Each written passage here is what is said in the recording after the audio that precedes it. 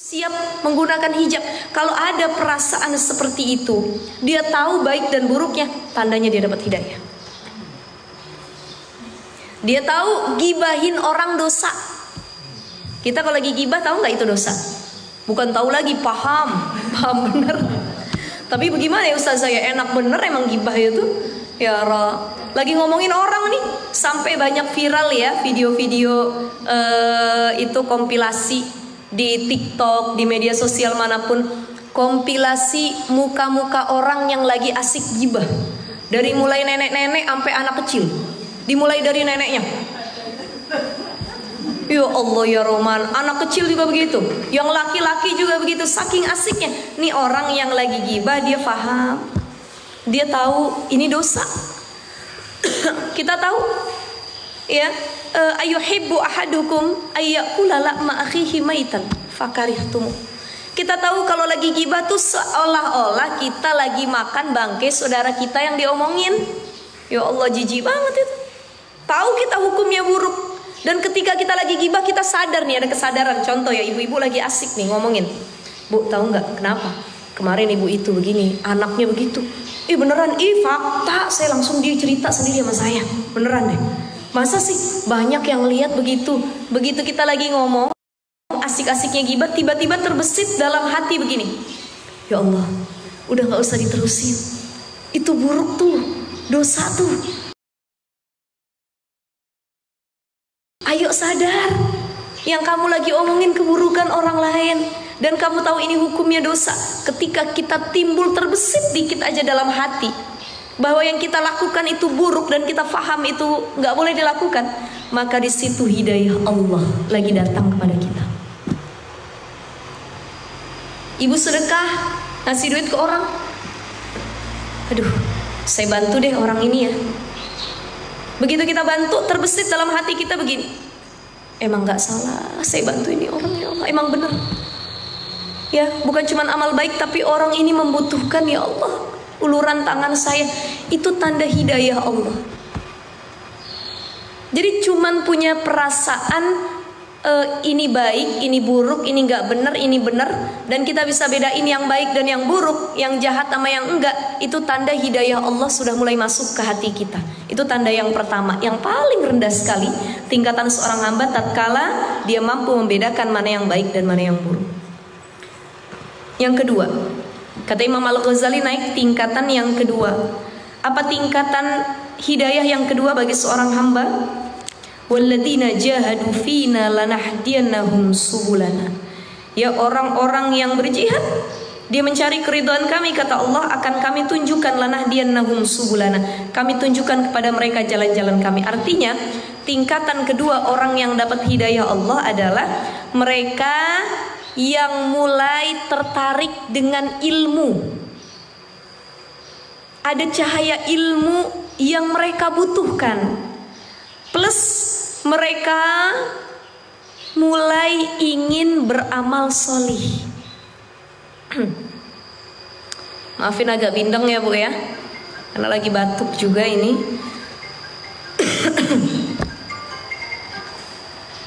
Bu, ini tadi dari apa, surah Al-Ankabut ayat 69, apa kata Allah? Walladzina jahadu fina lanahdiyannahum subulana. Orang-orang yang berjihad, mencari keridhaan kami, mencari tahu bagaimana sih yang baik, yang buruk, yang Allah suka, yang Allah nggak suka. Lanahdiyannahum subulana. Artinya begini Bu, tingkatan yang kedua ini kata Imam Al-Ghazali, tadi kan tingkatan pertama, kita balik lagi. Tingkatan pertama itu udah paham yang baik dan yang buruk, udah bisa bedain. Ketika kita udah paham yang baik dan yang buruk, kita mulai mencari tahu. Ya Allah, ini menurut hati saya kayaknya nggak baik. Maka saya butuh ilmu untuk menguatkan yang saya yakini. Paham gak ibu-ibu? Dia bermujahadah, berjihad. Jadi nuntut ilmu itu jihad. Ibu-ibu setelah tahu pakai kerudung baik, betul gak?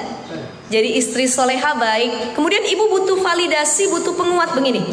Ya Allah, benar gak sih kalau jadi istri yang taat soleha itu janjinya surga? Benar gak sih kalau kita berbuat baik kepada orang, Allah tuh ridho sama kita? Maka untuk menguatkan keyakinan tadi, hidayah yang pertama, ibu-ibu harus nyari ilmu ngaji. Ketika ngaji, ada cahaya ilmu datang, baru kerasa begini. Ternyata benar, selama ini yang saya lakukan gak salah. Saya ngelayanin suami, saya ngedidik anak-anak saya, ini perkara yang baik. Saya sabar ngadepin orang yang jahatin saya. Ada hadisnya, ada ayatnya yang menguatkan bahwa itu kebaikan. Jadi paham gak ibu-ibu? Kalau ketika kita sudah tahu perbedaan yang baik dan yang buruk, tingkatan keduanya adalah kita mulai mencari tahu, bersungguh-sungguh mana dalilnya, mana janji Allah. Disitulah ada cahaya ilmu dan mulai kita beramal soleh. Setelah kita nyari ilmu, kata gurunya gini, ibu-ibu tasaddaqu, bersedekahlah, istanzilu rizqa bisadaqah, tarik rizki sebanyak-banyaknya dengan sedekah. Saya nyari ilmu, saya dengerin ceramah, dengerin tausiah, katanya orang yang sedekah lillahi ta'ala bukan cuman luas rizkinya, tapi berkah kehidupannya, tenang hatinya, daf'ul bala, dihindarkan dari gangguan apapun. Ada orang yang harusnya kecelakaan berat, tapi gara-gara mau berangkat dia sedekah dulu, selamat. Dia mulai amalkan ilmu yang dia pelajari. Kalau kata guru saya, sedekah itu baik, begini, nolak bala, coba dia amalin, amal soleh. Jadi tingkatan yang kedua adalah bermujahadah dengan mencari ilmu dan beramal soleh. Ayat 69, walladzina jahadu fina lanahdiyannahum subulana. Allah tunjukin jalan. Dia terus berusaha pengen menjadi orang baik, ditemuin sama guru yang baik, ditemuin sama teman-teman yang baik, ditemuin sama lingkungan yang baik. Makin mudah beramal soleh, itu tandanya hidayah Allah. Makanya ibu-ibu yang ngelangkahin kaki datang ke majelis ini, kita ya Allah kalau bisa nangis banyak syukur sama Allah. Ya Allah, ini bentuk hidayah Allah. Kalau bukan karena hidayah Allah, saya nggak mau tuh yang namanya dengerin tausiah. Saya nggak mau tuh yang namanya buka Quran. Saya nggak mau tuh yang namanya datang ke majelis taklim untuk nyari ilmu. Maka yang menggerakkan langkah dan hati kita, ini yang disebut dengan hidayah, petunjuk dari Allah Subhanahu wa ta'ala. Yang ketiga, tingkatan yang ketiga, ini hidayah level ketiga, ini udah paling tinggi ya, di atas hidayah kedua tadi. Ini puncak hidayahnya Allah.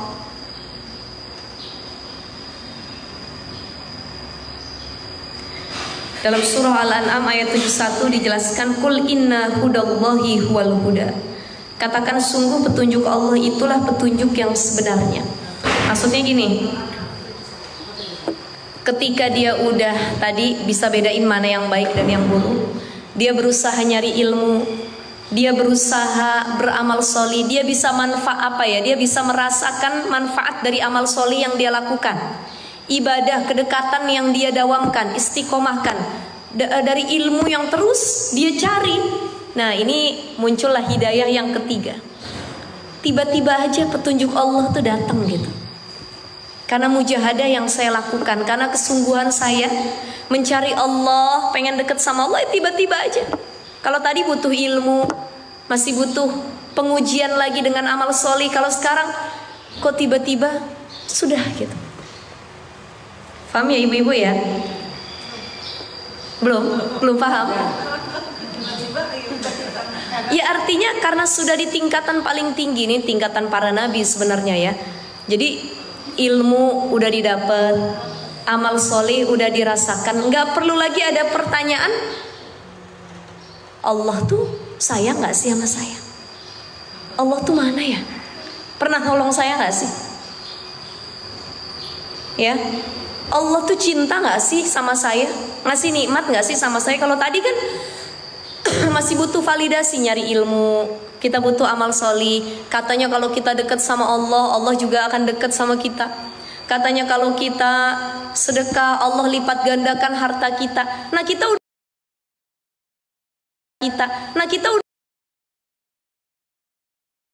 udah nggak mikir, karena udah menyatu hati kita satu. Saya niatnya mencari ridha Allah, gitu. mencari ridho Allah. Ini tingkatan iman yang sudah di atas rata-rata. Ini agak berat nih ya Bu ya, bahas hidayah ya. Petunjuk itu udah langsung masuknya ke hati, langsung udah deh gitu. Gimana ya saya menjelaskannya ya? Ya, Masya Allah. Jadi dia dapat ujian, dia bilang ini petunjuk dari Allah. Saya lebih disuruh sabar lagi menghadapi orang-orang sekitar saya. Dikasih nikmat, dia bilang saya harus banyak bersyukur kepada Allah. Ya, ada orang yang dia masih di tingkatan di bawah mungkin, ya, dia dikasih ujian sama Allah, dia nangis, dia bilang, ya Allah, engkau ini nggak pernah ngabulin doaku. Padahal dia tahu ketika kita menghardik Allah, kita nyudutin Allah itu dosa, buruk. Karena semua yang datang dari Allah itu pasti baik. Cuman kita belum tahu aja hikmah di balik perkara tersebut. Nah, orang tingkatan ketiga dia nggak perlu nanya lagi, ujian ini bagus atau enggak buat saya. Karena semakin dia diuji, dia bilang Allah cinta sama saya. Allah pengen saya lebih dekat. Ujian ini menjadikan saya hamba yang lebih bersabar dan bersyukur lagi kepada Allah. Gitu. Ya. Berhusnuzon. Jadi tingkatannya sudah husnuzon, tingkatannya udah pasrah, tingkatannya itu udah menyerahkan dirinya sepenuhnya kepada Allah. Ya. Ini juga yang saya bilang, orang yang sudah tingkatan hidayahnya di paling tinggi adalah orang yang hidupnya, ibadahnya, amal solehnya, niatnya bukan lagi nyari dunia sama surga lagi, bukan. Tapi apa yang dia bilang, saya nyari ridho Allah. Kenapa kamu jadi istri yang taat? Saya nyari ridho Allah. Kenapa kamu jadi ibu yang baik? Ridho Allah. Kan ada orang yang masih ditanya, kenapa kamu sholat? Pengen masuk surga. Kenapa kamu taat? Ya katanya istri yang taat dijanjikan surga. Itu masih di bawah tingkatan ridho Allah.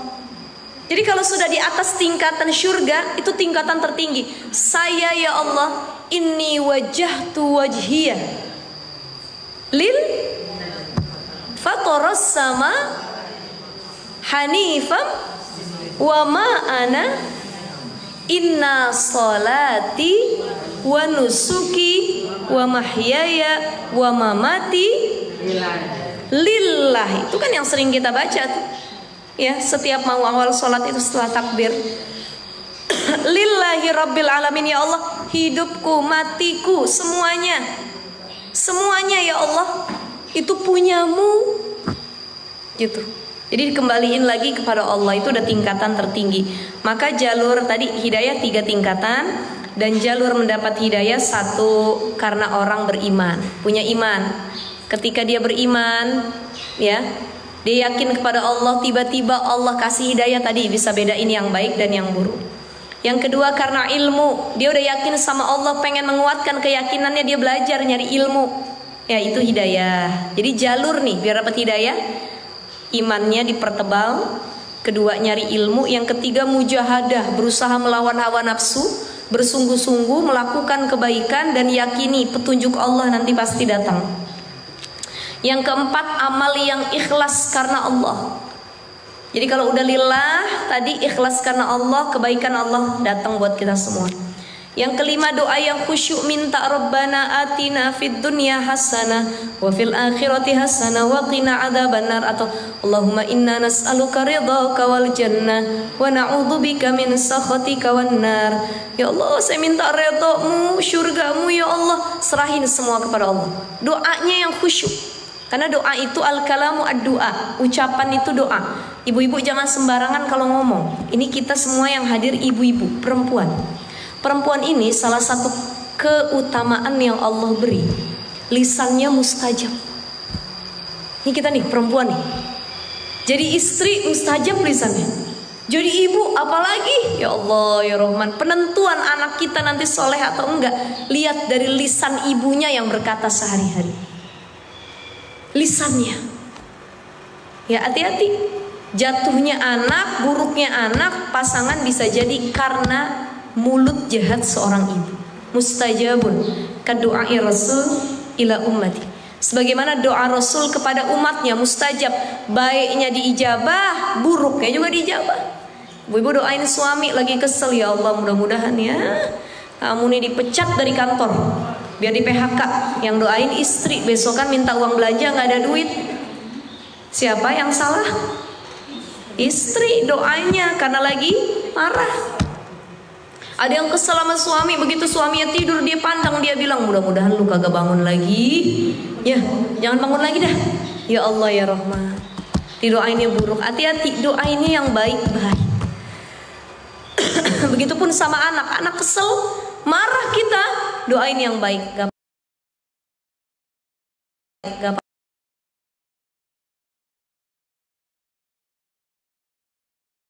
apa ya nak, mudah-mudahan besok jadi presiden Indonesia. Tuh saking ngeselinnya tuh ya. Mudah-mudahan besok kamu jadi imam Masjidil Haram. Tuh ibunda Imam Sudes marah, kesel. Anaknya susah dibilangin, waktu itu bikin acara ibunda Imam Sudes, makanannya sudah ditata rapi, diberantakin sama anaknya yang masih kecil. Imam Sudes ini marah, kesel, udah dia masak, udah ditata, mau acara. Apalagi kita, kalau kita mungkin udah kita jewer anak kita ya Bu ya. Ya Allah, kamu mama udah masak dari semalam, dihancurin, diberantakin. Ya Allah, ibunda Imam Sudes marah, tetap marah, tapi marahnya bijaksana dan mendoakan yang baik. Apa kata ibunya? Ya Sudes, idhab enta ilal Masjidil Haram imamuna. Marah ibunya, gentak anaknya. Kamu ya, kamu udah ngacak-ngacak yang ibu siapin. Keluar kamu dari rumah, keluar, berangkat ke Masjidil Haram, jadi imam kamu di sana. Marahnya aja masih ngedoain jadi imam Masjidil Haram. Maka sekarang Masya Allah mustajabun doa ibunya, doa ibunda Imam Sudes, beliau sekarang jadi imam yang dikenal oleh seluruh umat muslim, apalagi kalau lagi sholat di Masjidil Haram. Siapa? Imam Sudes. Doa ibunya. Ibu kalau marah sama anak, cucu begitu juga. Kamu ya, keluar kamu, jadi imam di Masjid Husnul Khotimah sana, gitu ya. Husnul Khotimah dulu, mudah-mudahan nanti bisa Masjidil Haram dan yang lain-lain gitu ya. Ya Allah ya Rahman.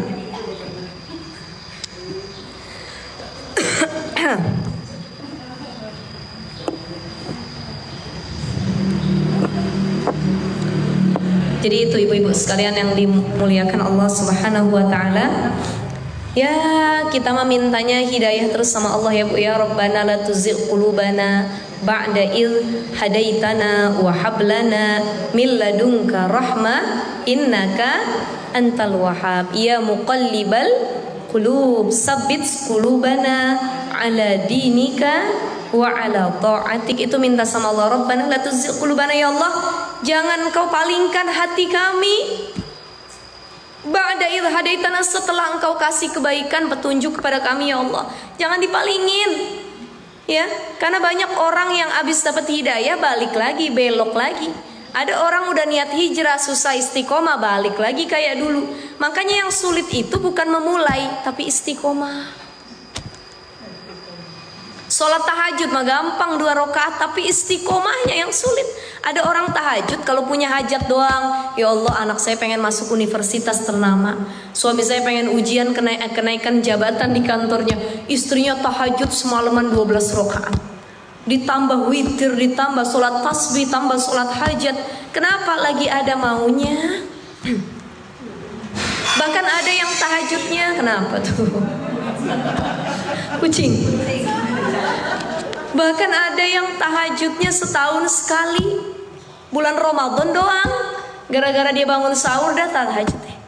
Tapi di bulan-bulan lain, di hari lain dia gak pernah melaksanakan tahajud.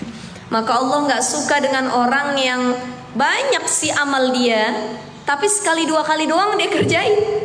Sekalinya sedekah 5 juta, tapi 5 tahun sekali dia sedekah.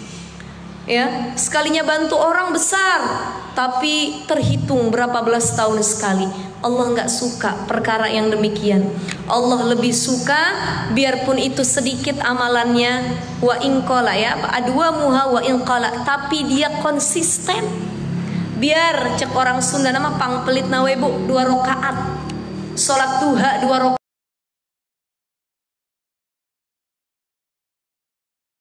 gitu ya.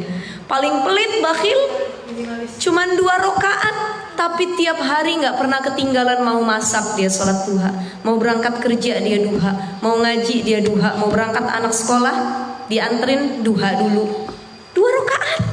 Tahajud juga begitu. Makanya kalau pengen istiqomah mulainya dikit dulu, jangan ujuk-ujuk banyak.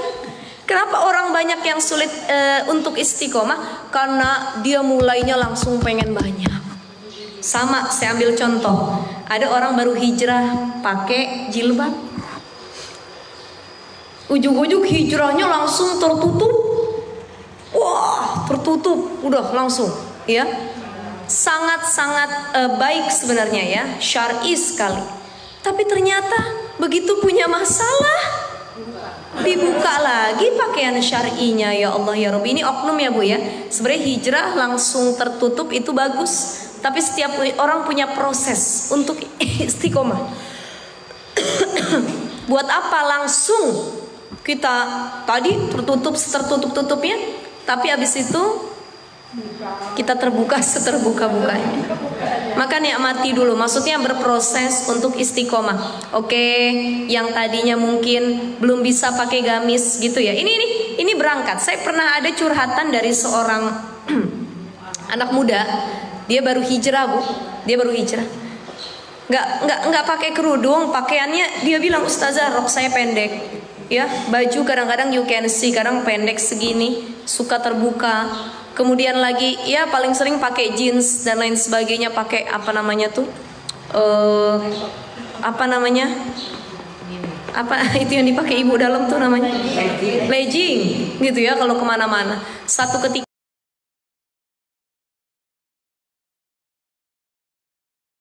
dia hijrah, dia nanya, "Ustazah, apa liko sama teman-temannya?" Dia masih berproses ya waktu itu ya, masih pakai hijab ala kadarnya, baju juga masih ketat, malah dipandang sinis oleh kawan-kawan taklim. Kata kawan-kawan taklimnya, "Kamu hijrah mah bukan begini, yang baik nutupnya yang benar." Padahal dia baru saja berproses. Maka dia bilang, "Apakah saya salah Ustazah kalau saya tidak langsung tertutup sebagaimana kawan-kawan likonya?" Maka saya bilang, proses dulu, nikmatin, nggak apa-apa. Karena untuk istiqomah itu berat. Ya, alhamdulillah sekarang yang tadinya dia kalau ngaji itu masih pakai celana ngetat, pakai baju yang ya melekuk tubuh dan lain sebagainya, pakai jilbab ala kadarnya. Sekarang sudah mulai berganti pakai celana yang lebih longgar. Berganti lagi dia pakai rok, berganti lagi ujug-ujug baru mulai pakai gamis. Jangan langsung gamis kamu, apalagi anak muda kan, disuruh dihardik begitu, yang ada dia malah kabur, nggak mau dia deket-deket sama ajaran agama. Jadi perlahan, merangkulnya perlahan. Saya kalau punya jamaah siapapun yang baru hijrah, saya bilang nikmati prosesnya perlahan, semampunya kita, sambil terus nyari ilmu biar tahu keutamaan. Oh, keutamaan perempuan itu harus begini sambil proses. Dan saya nggak memaksakan harus tutup langsung. Kalau kamu nggak nutup langsung kayak kita, berarti kamu tuh kurang hijrahnya. Enggak. Saya bilang berproses, nikmati terlebih dahulu. Itu ya ibu-ibu ya. Kita lanjut ke hadis yang ke-17.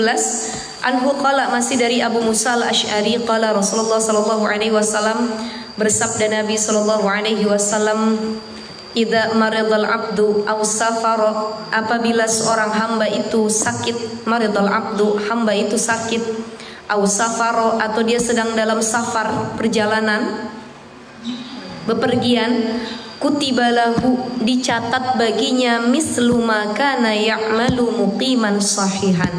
Maka kutibalahu misla ma kana ya'malu, dicatat untuknya ya amal perbuatan sebagaimana yang biasa dia lakukan pada waktu dia tidak bepergian ataupun pada waktu ia sehat.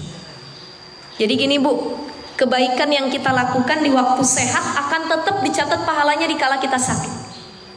Contoh, ibu biasanya sholat sunnah rawatib, qobliyah, ba'diyah.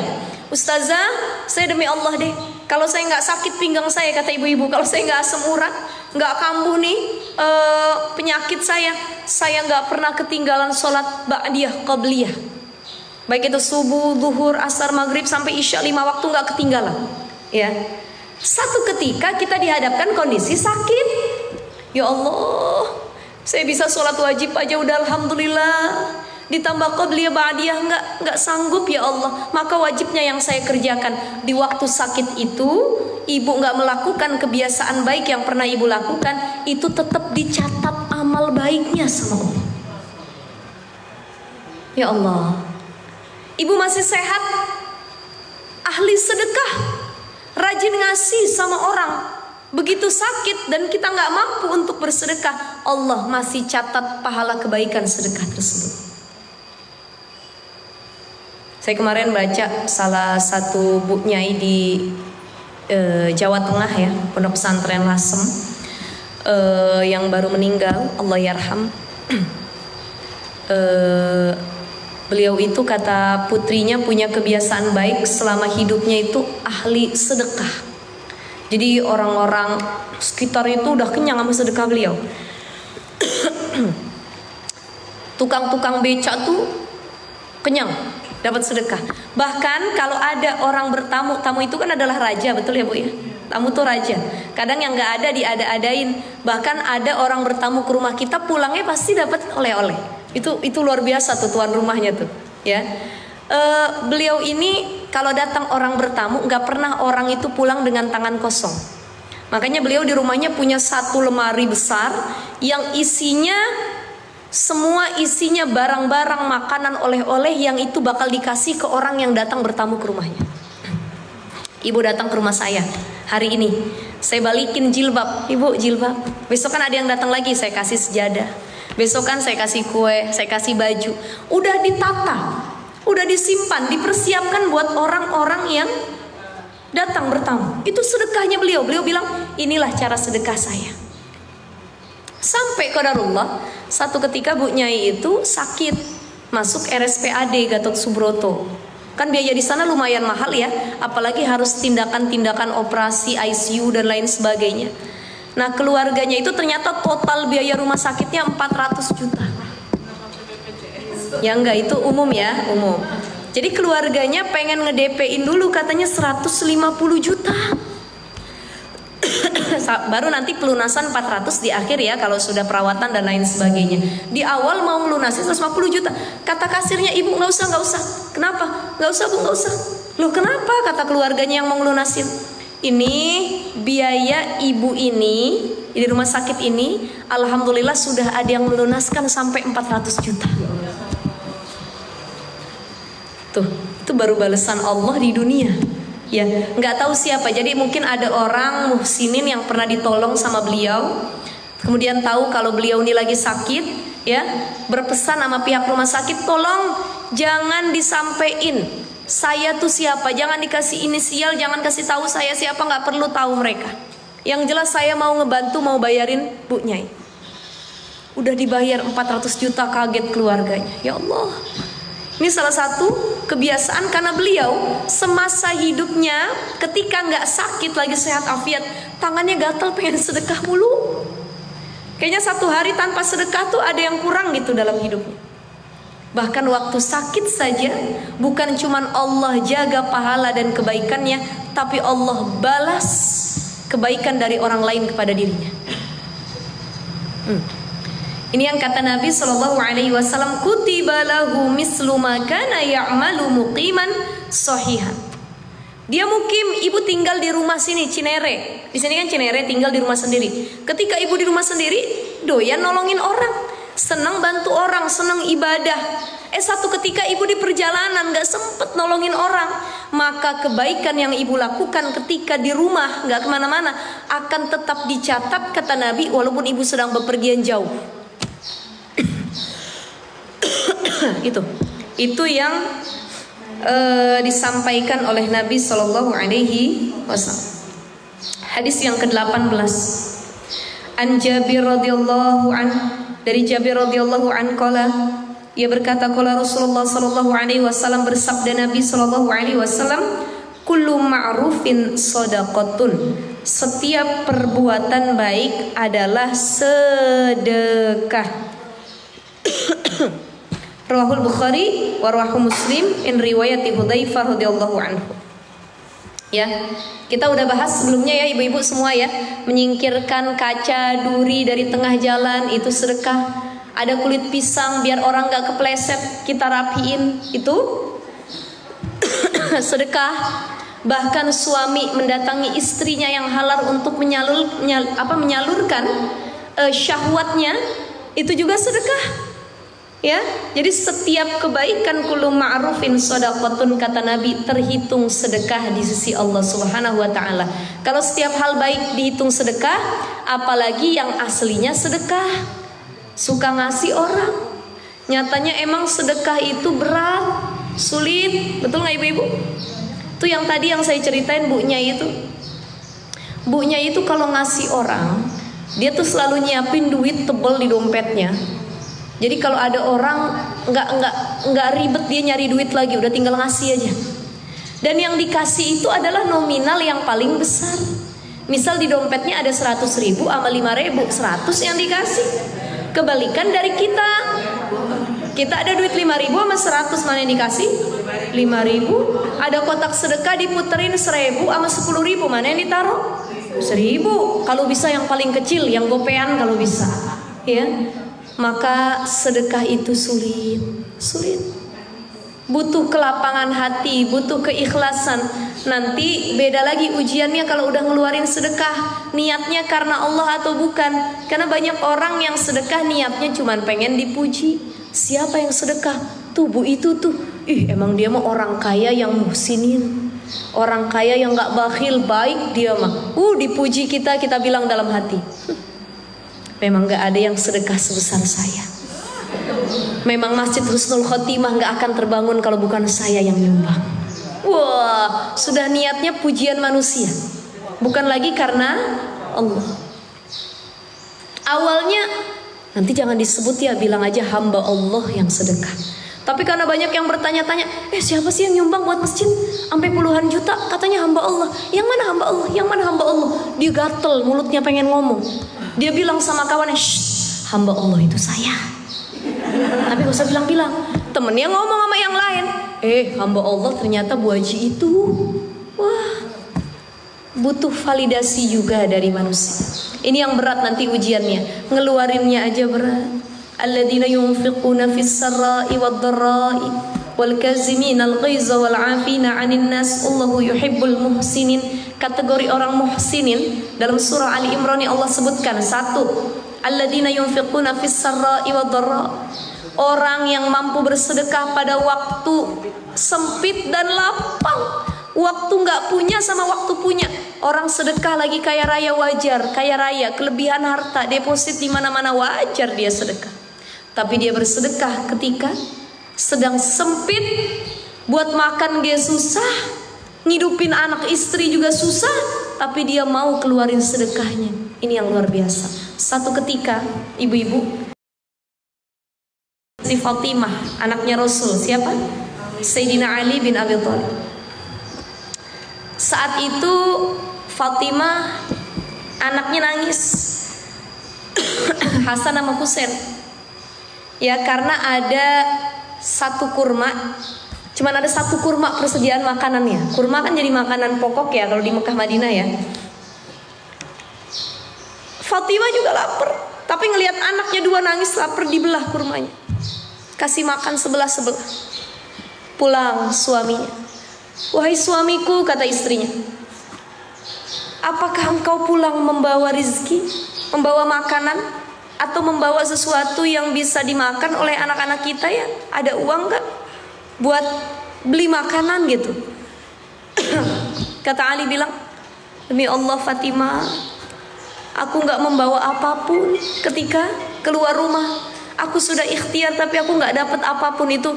Ya Allah, saking sederhananya ya saat itu hidupnya Fatimah dengan Ali, padahal putrinya Rasul. Putrinya Rasul. Dan betapa sederhananya juga Rasulullah kala itu. Ya udah, kalau gitu wahai suamiku, engkau ikhtiar lagi keluar. Ya wahai istriku, aku keluar lagi. Ya, aku berangkat lagi ikhtiar bagaimana agar perut anak-anakku tidak kelaparan. Keluar lagi ikhtiar. Bismillahirrahmanirrahim. Ini istrinya di rumah ngedoain, suaminya keluar ikhtiar, saling mendoakan keluar. Sayyidina Ali ketika di luar lagi mengais rizki, nyari apa yang halal yang bisa dikerjain, tiba-tiba ketemu sama seorang pedagang, saudagar kaya. Dia bilang, Assalamualaikum. Waalaikumsalam. Kamu bukannya anaknya Abu Thalib ya? Katanya. Kan Ali bin Abu Thalib. Iya betul. Saya ini dulu teman ayah kamu Abu Thalib. Oh iya Tuan. Saya ingat dulu Abu Thalib pernah nolongin saya. Ini kata saudagar ini. Dia pernah nolongin saya saat susah. Maka saya pengen ngasih lagi ke kamu, zuriyahnya, anaknya, apa yang pernah dia bantu dulu ke saya. Dikasihlah sebagian harta dia kepada Sayyidina Ali. Duit yang kira-kira kalau dibawa pulang itu mampulah dipakai buat belanja istrinya, buat ngasih makan anak-anaknya. Di tengah jalan Sayyidina Ali punya duit sekian. Begitu lewatin masjid ada para pengemis.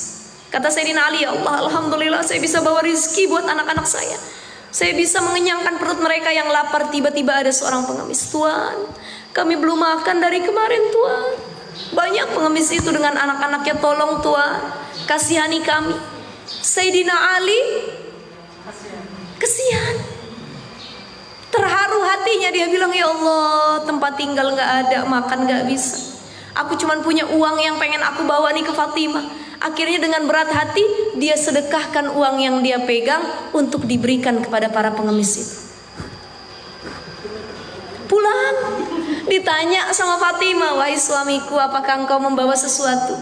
Wahai Fatimah, bu, ibu, ditanya nih, wahai Fatimah, aku sebenarnya tadi bawa uang. Aku ketemu sama kawan lama ayahku, dia ngasih uang. Dan aku rasa ini bisa cukup buat makan kita beberapa hari. Lalu mana uang itu wahai suamiku? Tadi di sekitar masjid aku lihat ada pengemis yang belum makan berhari-hari. Maka aku kasih uang itu kepada mereka. Ini kalau model istrinya bukan Fatimah, kita orang Cinere, orang Depok, itu laki udah dimaki-maki sama bininya. Bahkan kata bininya, udah deh bang, tidur di luar, jangan masuk rumah. Bawa duit kagak, punya duit sedikit dikasih orang. Tapi karena istrinya adalah putri Rasulullah Sallallahu Alaihi Wasallam, betapa sabarnya beliau. Beliau bilang, wahai suamiku, keputusan yang kau lakukan sangat tepat. Karena mereka mengamalkan ayat alladzina yunfiquna fis sarra'i wad-dharra'i. Kita kaya raya sedekah udah biasa, tapi kita juga butuh kita. Kita kasih sama orang, ya Allah, itu yang luar biasa. Itu yang luar biasa. Ya, itu putrinya Rasulullah sampai kelaparan begitu. Ya, dan dia nggak minta pengen kaya raya. Kata Nabi, semua bisa aku doakan minta kepada Allah untuk kaya raya. Bahkan sahabat-sahabat Nabi itu pun kaya raya semua. Ada Abdurrahman bin Auf, ada Utsman bin Affan yang sampai sekarang masih ada peninggalan hartanya di Madinah, itu yang disebut dengan Bangkul Utsman. Abdurrahman bin Auf kekayaannya kebun kurma yang berhektar-hektar masih ada di Madinah. Itu kalau Nabi ngomong dikit, misalkan, wahai Abdurrahman bin Auf, bantulah keluargaku, tapi Nabi nggak mau seperti itu. Bahkan mereka juga pernah mengajukan pertolongan, wahai Nabi, apakah kami bisa membantu keluargamu? Tidak, kata Nabi. Bahkan bukan ke kalian aku minta bantuan. Andai kata aku mengangkat tanganku untuk langsung minta kepada Allah, ya Allah, kayakan aku, ya Allah, cukupkan aku, mudahkan aku untuk hidup mewah, berlebihan harta. Aku bisa dan pasti langsung diijabah oleh Allah, saking cintanya Allah kepadaku. Tapi kata Nabi, bukan itu yang ku minta. Nabi sampai akhir hayatnya dia nggak mikirin harta buat anak-anaknya, yang dia bilang apa? Ummati, ummati, ummati, umatku, umatku, umatku. Ya Allah ya Rahman. Ini pendidikan Nabi kepada anak-anaknya kala itu. Ya sampai kan Fatimah tuh pernah nangis, bu, lagi numbuk gandum, nangis. Tangannya sampai kapalan ketika numbuk gandum. Kata Fatimah, wahai Nabi, bilang dong sama suamiku cariin pembantu, capek aku ngurus rumah ini sampai kapalan tanganku. Maka Nabi bukan tipe ayah yang manjain putrinya. Mungkin kalau ayah kita ngeluh, udah ayah bilang dulu jangan kawin sama dia, kawin sama yang kaya raya. Coba kalau kawin sama yang kaya raya kan nggak numbuk gandum begini. Rasul nggak begitu. Tapi Rasul nasihatin, wahai Fatimah, ikhlasmu, ridhomu, melayani keluargamu, anak-anakmu, suamimu dan suamimu ridho, maka balasannya surga. Karena yang engkau lakukan bukan buat apapun, tapi buat anak dan suamimu. Dan itu bukan kemaksiatan kepada Allah. Engkau masak, numbuk gandum, suamimu senang, anak-anakmu senang. Maka nikmati, jangan sampai pahala ini diambil oleh orang lain. Nangis Fatimah minta maaf, nggak jadi dia minta pembantu sama Nabi. Padahal mencari pembantu budak kala itu gampang sekali. Gitu ya, ya Allah ya Rahman. Ini pelajaran buat kita semua ya ibu-ibu ya. Jadi setiap kebaikan adalah sedekah, dan paling sulit sedekah adalah di waktu sempit, pas nggak punya apa-apa, maju mundur. Bahkan kita lagi ada aja dicari yang kecil, dicari yang gopean. Mana yang gopean yang bisa masuk ya? Ya Allah, itu yang sering kita lakukan. Beda dengan Rasul dan keluarganya. Nah ini ya ibu-ibu ya, alladzina yunfiquna fis sarra'i wad dharra'i. Yang kedua, wal kaziminal ghaiz. Orang yang muhsinin kata Allah adalah orang yang mampu menahan amarahnya. Kita bisa mengekspresikan marah, kita bisa menyakiti orang yang nyakitin kita. Saya marah, saya dendam, saya pengen balikin kemarahan saya, bisa. Tapi kita tahan. Wal kaziminal ghaiz. Saya tahan ya Allah. Kita tarik nafas. Astagfirullahaladzim.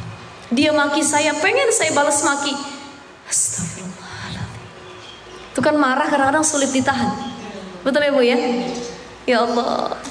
Ketika kita mampu menahan amarah tadi, mampu memanagenya, kita masuk kategori orang yang muhsin. Kemudian lagi apa? Wal afina 'anin nas. Orang muhsin itu orang yang punya kelapangan hati untuk meminta maaf dan memaafkan manusia. Ya Allah, beratnya semua ya Bu ya. Sedekah berat, nahan marah berat, maafin orang yang udah nyakitin kita berat. Ditipu 1 M, masa saya maafin sih Ustazah? Oh, sampai kapanpun saya dendam Ustazah. Suaminya diambil sama perempuan lain, masa saya maafin sih Ustazah? No, sampai mati nggak saya lupakan Ustazah. Ya Allah, sulit maafin. Ya, sulit. Tapi itulah orang-orang muhsinin yang dijanjikan dalam Al-Quran. Mereka yang mampu mengalahkan kesulitan itu menjadi kemudahan. Ya, insya Allah mudah-mudahan kita salah satu di antaranya. Amin ya Rabbal Alamin. Baik ibu-ibu sekalian, kita satu hadis lagi ya. Anhu qala, masih dari Jabir radhiyallahu an. Qala Rasulullah sallallahu alaihi wasallam, bersabda Rasul sallallahu alaihi wasallam, "Ma min muslimin," ya, yagrisu gharsan, seorang muslim yang yagrisu gharsan, menanam tanaman, illa kana ma ukila minhu lahu shadaqatan, ya. Jadi ada seorang muslim yang menanam tanaman, kemudian ma'ukila minhu, dia makan dari hasil tanaman itu, maka shadaqatan, itu termasuk sedekah baginya. Wa masuriqa minhu lahu shadaqatan, dan adapun tanaman yang dia tanam diambil sama orang, dicuri. Kita nanam mangga, diambil buah mangganya sama orang, shadaqatan, kata Nabi, itu juga sedekah. Wala yarza'uhu ahadun illa kana lahu shadaqatan. Dan apapun yang dicuri serta tadi ya, suriqa minhu sedekah, wala yarza'uhu, serta kalau ada hasil, yarza'uhu ahadun, ya, kalau ada hasil tanaman itu diambil orang, ya intinya itu sedekah gitu. Wa masuriqa minhu lahu sedekah, yang dicuri sedekah.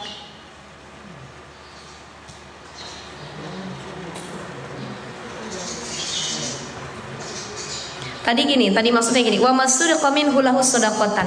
Tanaman yang baru kita tanam diambil orang, dicuri, itu sedekah. Udah ditanam, udah numbuh, ada hasil dari buahnya, dicuri lagi, sedekah gitu.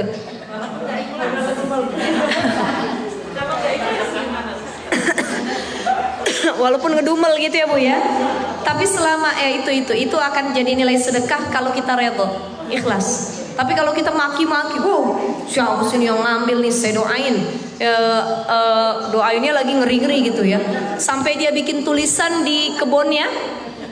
Dia punya kebunnya kebun nanas, kebun jagung, kebun mangga. Yang nyuri nanas saya besoknya ketabrak mobil katanya. Misal, saking dendamnya dia sama orang yang nyuri tanamannya, Nah itu belum disebut kebaikan juga. Kecuali dia lillahi ta'ala, ini udah tingkatannya beda kata Nabi ya.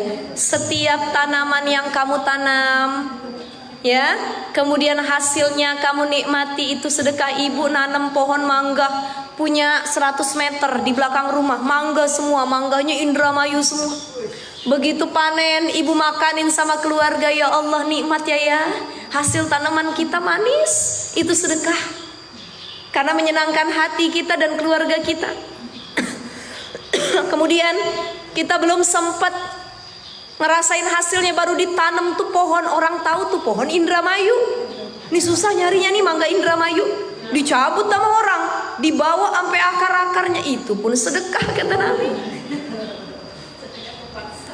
Dan bahkan orang nggak ngambil pohonnya, ditunggu sama orang hasilnya. Gue mah mau hasilnya aja dah, ngapain sih capek-capek nanam lagi dari awal. Udah ditunggu begitu panen, udah kita plastikin, dipantau sama tetangga sama orang. Nih kalau malam kita ambil nih mangganya, diambil, dicuri, maka hasil tanaman yang diambil itu juga sedekah. Ya Allah, ya Allah. Ya karena kita redo tadi ya. Udah deh biarin. Yang ngambil entah itu manusia apa binatang gitu ya Bu ya. Sama begitu.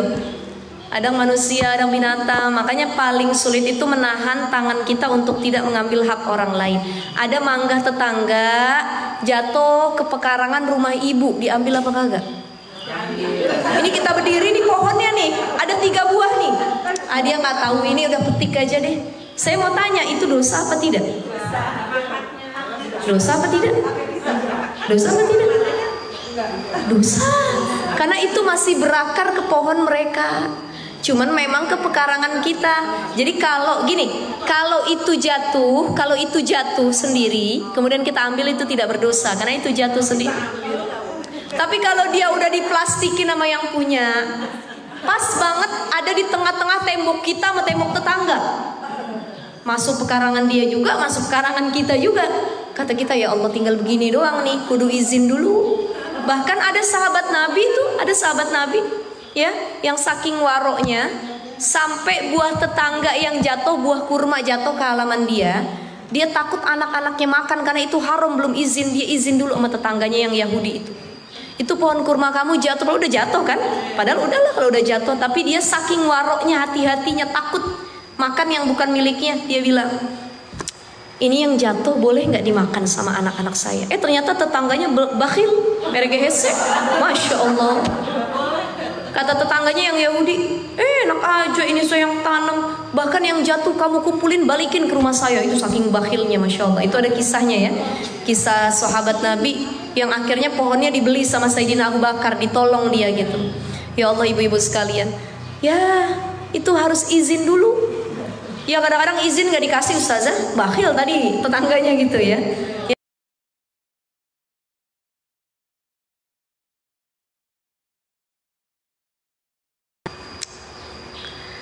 Nah itu seperti itu ibu-ibu sekalian. Jadi ya semua milik Allah, termasuk tanaman yang kita tanam. Sampai sini ada pertanyaan ibu-ibu? Ada pertanyaan? Sampai sini?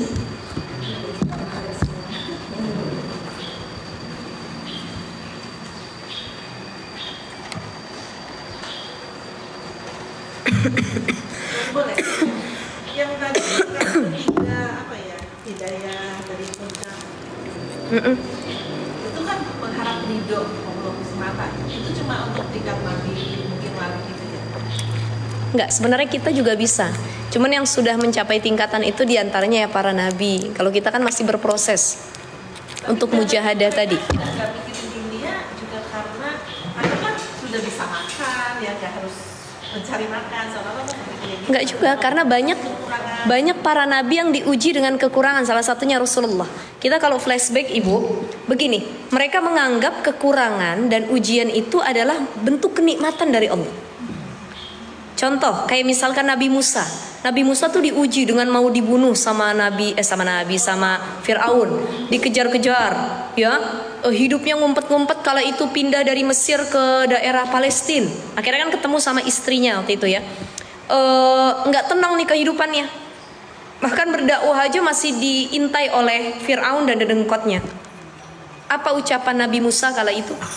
Kan kalau bahasa kita, pantes dia mah udah bertakwa, beriman, udah cuma nyari ridha Allah, orang nggak perlu lagi nyari makan, nggak perlu mikirin lagi harta, udah ada para nabi. Enggak, justru para nabi itu perjuangannya lebih berat dari kita. Di antaranya siapa? Nabi Musa, dia doa sama Allah, Allahumma lakal hamdu wa ilaikal mushtaka wa antal musta'an. Ya Allah, berat banget ujian yang saya jalanin, kata Nabi Musa. Masih kecil baru lahir mau dibunuh Fir'aun, dihanyutin sama ibunya di Sungai Nil. Ya, alhamdulillah selamat. Alhamdulillah selamat.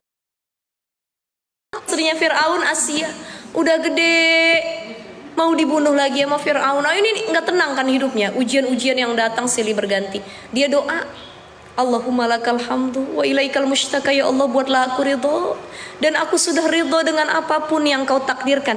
Ini tingkatan para nabi. Artinya gini, hidayah untuk hati para nabi itu sudah di atas rata-rata dibanding kita. Kalau kita masih ada tapinya. Ya Allah, saya ridho begini-gini, tapi gitu. Kalau para nabi sudah tidak lagi seperti itu. Makanya tingkatannya sudah berbeda. Kemudian Nabi Ayub alaihissalam yang diuji oleh Allah 18 tahun dengan penyakit kustanya. Dikasih kenikmatan, waktu itu istrinya ada beberapa, anaknya banyak, hartanya banyak. Itunya apa disebutnya? Ternaknya juga melimpah, kambingnya, sapinya, kudanya. Wah, kaya raya lah pokoknya. Tiba-tiba semua habis. Habis, anaknya meninggal, istrinya ninggalin semua karena udah miskin mungkin ya. Ditinggal sama istrinya, anak-anaknya wafat, kemudian ternaknya mati semua. Sawahnya, perkebunannya terbakar, habis hartanya semua. Habis. Kena penyakit kusta cuma satu yang bertahan, Siti Rahmah. Kalau itu istrinya. Itu yang nanti setelah beliau dikembalikan oleh Allah kesehatannya, hartanya, Siti Rahmah lah yang kembali jadi istrinya. Karena yang lain-lain kan pergi ninggalin, ya. Jadi ternyata perempuan kesetiaannya bisa dilihat ketika suami tidak punya apa-apa. Betul ya Bu ya? Ya, suami lagi punya apa-apa, lagi di atas kaya raya, Mas, engkaulah bulan, engkaulah bintang. Abang segala-galanya buat aku. Iya, ngasih belanjanya lancar. Ya, liburan tiap minggu, semua yang diinginin dikasih, disanjung-sanjung suaminya. Tapi kita diuji para perempuan ketika suami nggak punya apa-apa. Neng, maaf ya abang di PHK. Neng, maaf ya nggak ada buat belanja hari ini, diuji. Nah, itu juga yang terjadi kala itu kepada Nabi Ayub alaihissalam, diambil hartanya. 18 tahun Bu, penyakit kusta, bayangin. Kita kadang-kadang mungkin sakit gatal-gatal nih, Ibu nggak usah yang lain deh. Saya kena biduran, alergi dingin nih. 2 hari, naik kemarin gak sembuh-sembuh. Manusia wajar ngeluh ya. Saya bilang, ya Allah gatelnya, aduh ya Allah capek banget saya minum obat, saya gitu. Itu kita manusia biasa. Tapi Nabi Ayub alaihissalam 18 tahun menghadapi ujian itu gak ngeluh. Gak ngeluh. Tetap lisannya bicara Alhamdulillah. Zikir setiap saat Subhanallah, La ilaha illallah, Allahu Akbar. Itu Nabi Ayub. Bahkan Nabi Ayub berdoa kepada Allah, ya Allah, aku menganggap ujian yang engkau berikan sebagai tanda cintamu kepadaku. Engkau begitu cinta kepadaku, maka engkau berikan ujian yang begitu hebat ini. Ya Allah, aku tidak pernah mengeluh dengan apapun yang engkau uji kepadaku. Hilangnya pasanganku, anakku, hartaku semua habis. Aku diusir karena penyakit kustaku. Aku gak marah ya Allah. Aku nggak pernah aku mengeluh, tapi aku minta satu, kata Nabi Ayub kepadamu, tolong jangan engkau ambil juga lisan dan hatiku, karena lisan dan hati adalah pusat aku untuk beribadah kepadamu. Hati untuk mengingat Allah. Lisan ini kan badannya dimakan belatung nih semua, kena kudis. Jadi ya Allah, jangan lisanku yang dimakan belatung. Kenapa? Karena lisan ini sebagai media zikir, wasilah aku mengingat kepadamu. Subhanallah, alhamdulillah, wa la ilaha illallah, wallahu akbar, la ilaha illallah, Allahu akbar, alhamdulillah, alhamdulillah, alhamdulillah. Tuh ngucap hamdalah lagi susah tuh, sulit Bu. Bener deh, bener. Ngucap hamdalah lagi sakit, susah. Alhamdulillah, ya Allah, susah. Susah, bener ya? Tapi ngucap hamdalah lagi seneng kaya raya, alhamdulillah ya ayah, alhamdulillah kita beli mobil listrik keluaran terbaru, alhamdulillah senengnya mama, udah biasa itu mah lagi bahagia. Tapi mengeluarkan kata walillahilham, alhamdulillah lagi susah diri ini, alhamdulillah, berat tuh, berat gitu ya. Itulah yang dilakukan oleh Nabi Ayub alaihissalam. Jadi para nabi tingkatan hidayah tinggi bukan karena mereka udah punya semua, bukan. Tapi karena mereka sudah menganggap ujian itu bentuk cintanya Allah kepada mereka. Mereka sudah di tingkatan yang berbeda dengan kita, ya. Udah nggak ada ngeluh, udah menghadapi ujian tuh udah. Nabi dipukul, dilempari batu sama penduduk Taif. Nabi dilempari batu sama penduduk Taif. Ya, Muhammad, pergi kamu dari sekarang, pergi dari sini. Sekarang Taif jadi tempat rekreasi kalau orang umroh. Dulu Nabi pertama kali dakwah ke situ diusir sama penduduk Taif. Ya, bahkan malaikat gunung ngadep ke Nabi, dia bilang, wahai Nabi, aku nggak rela seorang kekasih Allah dihinakan, dilakukan demikian oleh mereka, dipukuli batu. Bolehkah aku angkat gunung ini, kata malaikat penjaga gunung kala itu, kata malaikat penjaga gunung, bolehkah aku angkat gunung ini untuk aku lemparkan kepada penduduk Taif? Kata Nabi, jangan. Allahumma hdi qaumi fa innahum la ya'lamun. Gak usah. Cukup aku berdoa kepada Allah. Nabi doa, ya Allah, kasih petunjuk kepada umatku, ya Allah. Allahumma hdi qaumi, beri petunjuk kepada kaumku. Fa innahum la ya'lamun.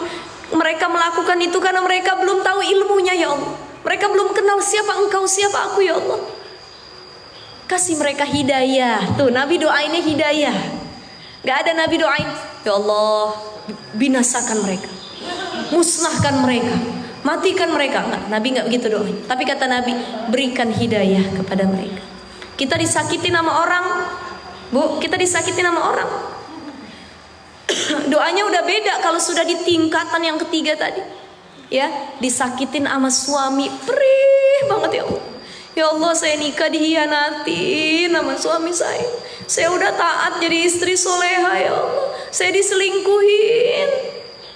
Saya di KDRT, saya dihajar habis-habisan, dibuat down mental saya habis saya dengan pasangan saya sendiri. Ada istri yang geram dendam, dia doain, ya Allah, hancur sehancur-hancurnya suami saya, ya Allah.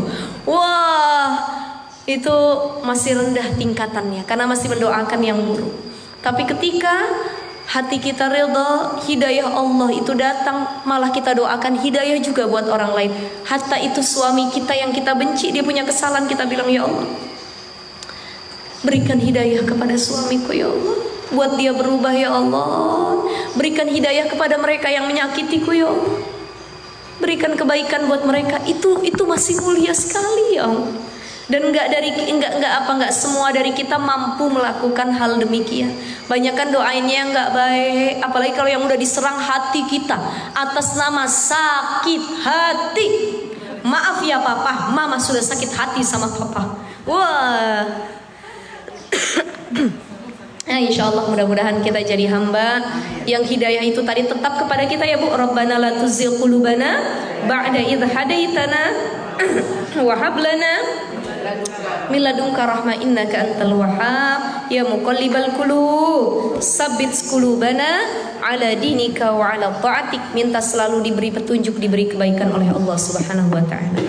Baik Ibu-ibu sekalian, karena sudah 11:30 saya nggak bisa lama-lama, ya. Qadarullah, baby juga nunggu di rumah, ya Bu, ya. Mudah-mudahan semua dalam keadaan sehat afiat. Kita baca Fatihah. Kita doakan yang sedang sakit Allah sembuhkan penyakitnya, yang sedang punya masalah dikasih jalan keluarnya, yang sedang kekurangan rezeki mudah-mudahan dimudahkan rezekinya, yang sedang mencari jodoh diberikan jodoh yang solih dan solihah, yang mengharap keturunan mudah-mudahan dikasih anak-anak yang solih solehah. Dan hidayah itu Allah tetapkan di hati kita semua yang terus mau belajar dan beramal soleh. Ala hadhihi niyah wa ala kulli niyatin salihah. Al-Fatihah. A'udzu billahi minasyaitonir rajim. Bismillahirrahmanirrahim. Alhamdulillahi rabbil alamin arrahmanir rahim maliki yaumiddin. Iyyaka na'budu wa iyyaka nasta'in. Ihdinas siratal mustaqim. Siratal ladzina an'amta 'alaihim ghairil maghdubi 'alaihim waladdallin. Allahumma bihaqqil Fatihah wa bisirril Fatihah wa bikaramatil Fatihah iftah lana abwabal khair wa khtim lana bil khair waj'alna wal hadirina min ahsani ahlil khair walhamdulillahi rabbil alamin. Kurang lebihnya mohon maaf ibu-ibu sekalian. Insyaallah kita ketemu lagi di bulan depan ya, bulan Juni, dalam keadaan sehat walafiat semua. Billahi taufiq wal hidayah. Assalamualaikum warahmatullahi wabarakatuh.